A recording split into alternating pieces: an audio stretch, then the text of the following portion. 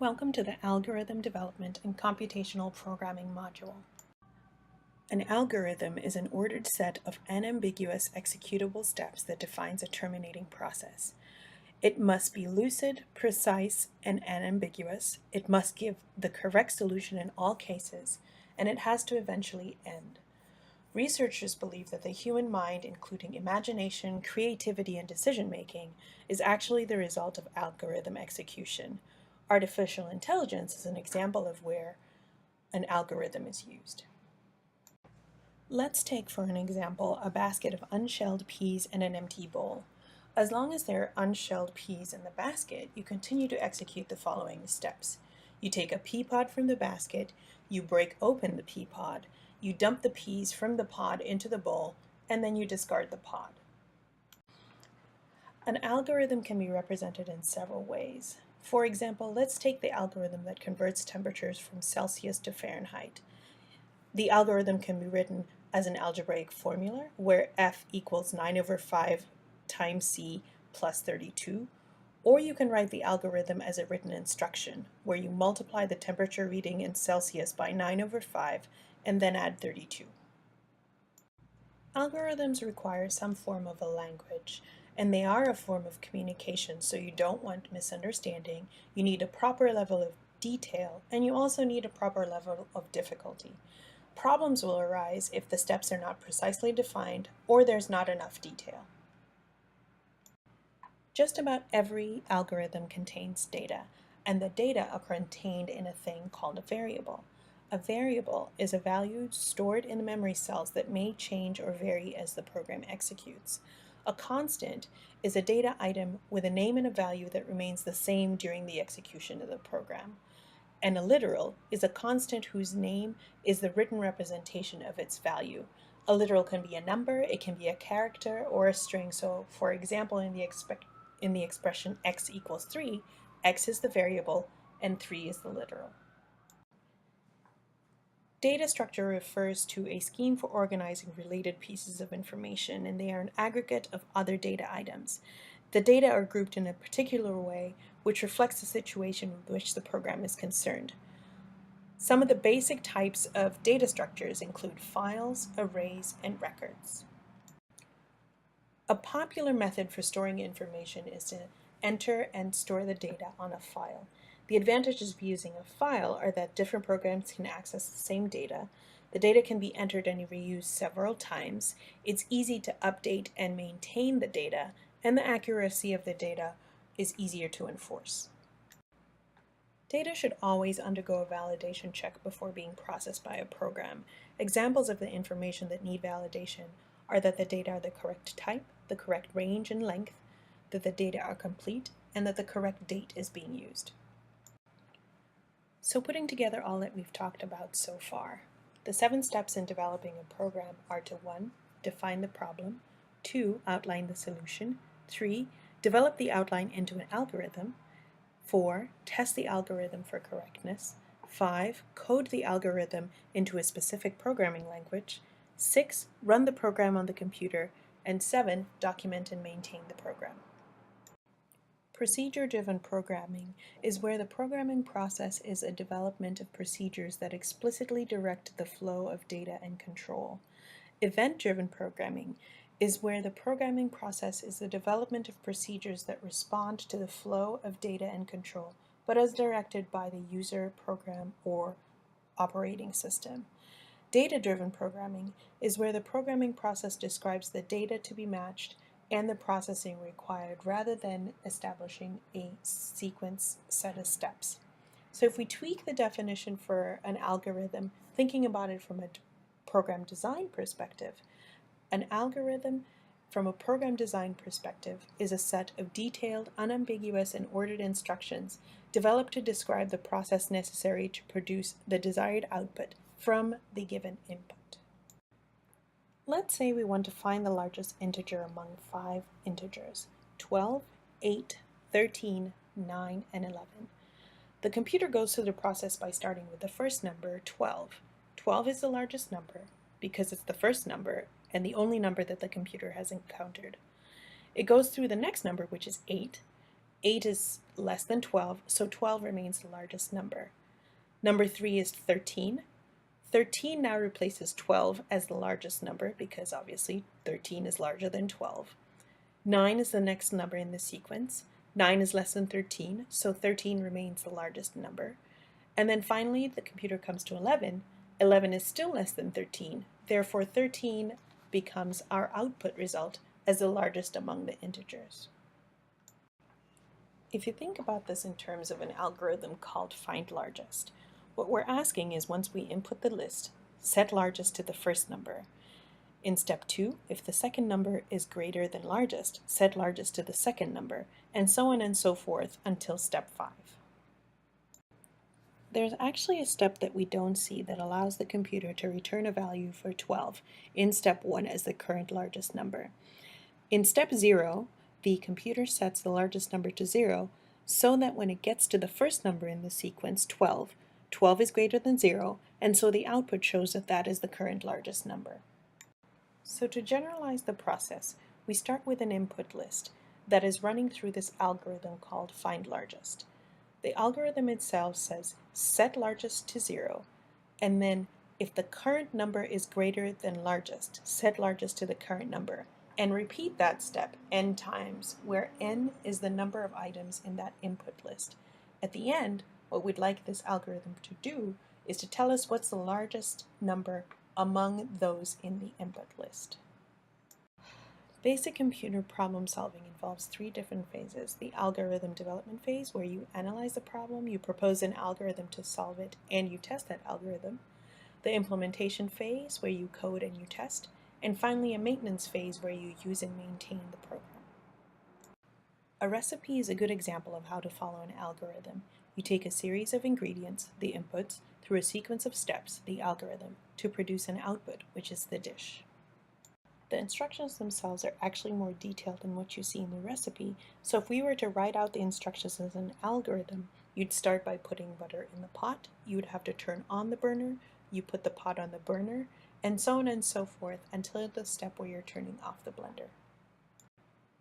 When you're developing an algorithm, the plan must be suitable and in a suitable form, and there are currently 2 methods that are typically used to develop an algorithm: top-down design and object-oriented design. In top-down design, you're breaking the problem into a set of subproblems called modules, and then you're creating a hierarchical structure of problems and subproblems. This diagram shows an example of top-down design. You begin with a main problem in level 0 that is then broken down into 3 subproblems in level 1.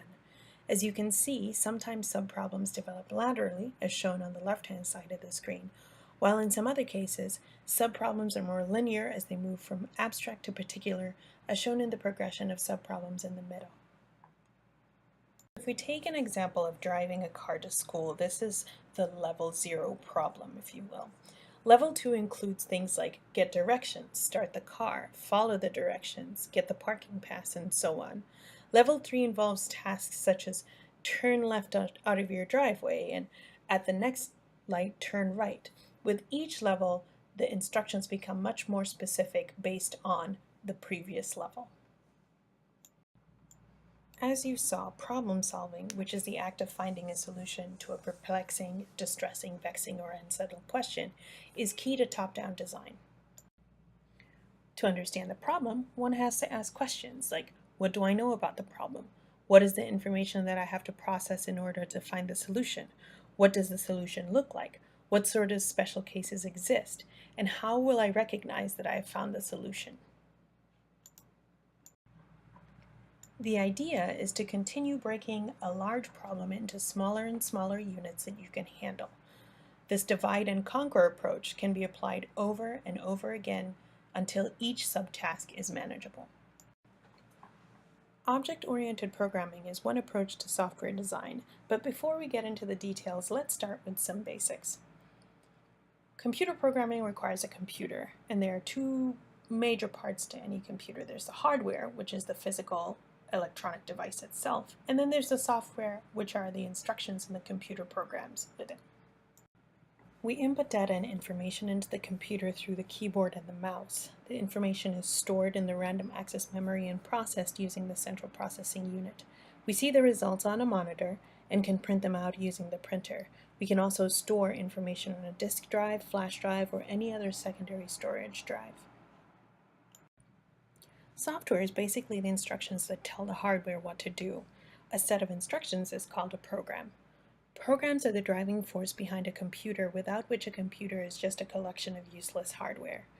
Software has two purposes: to tell the computer what to do and to tell other people what we want the computer to do. This slide shows some of the characteristics of the languages that computers use. Remember that programming is about putting a list of instructions together. The instructions can be sequential, where they have to be executed in a specific sequence. There are if statements, where the tasks are performed based on a condition. Repeating behavior says do the same thing X number of times. So for example, jump up and down 3 times. You can break the task into smaller and smaller pieces in top-down design, like we talked about earlier. Or you can use bits of code that are located elsewhere and use previously coded segments to obtain the result to an answer.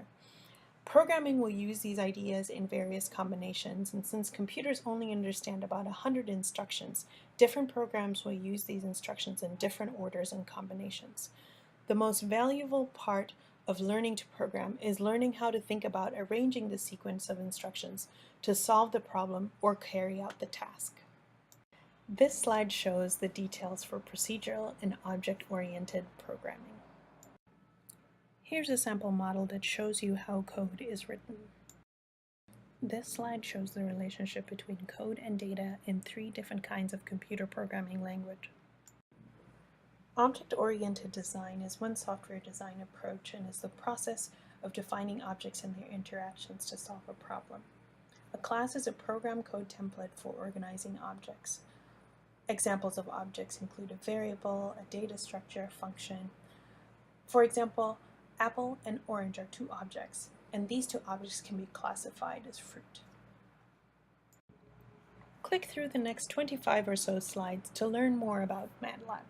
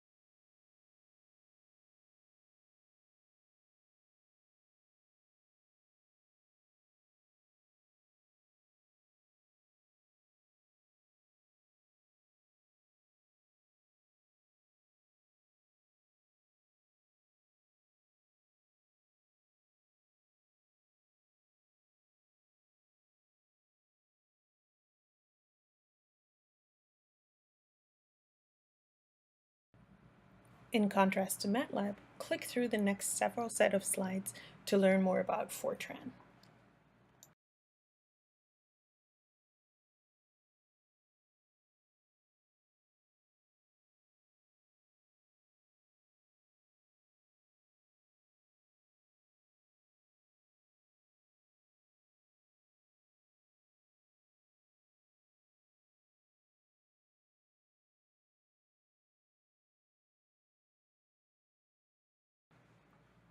This concludes the Algorithm Development and Computational Programming module. If you have any questions, please don't hesitate to contact Dr. Tarendra Lakankar.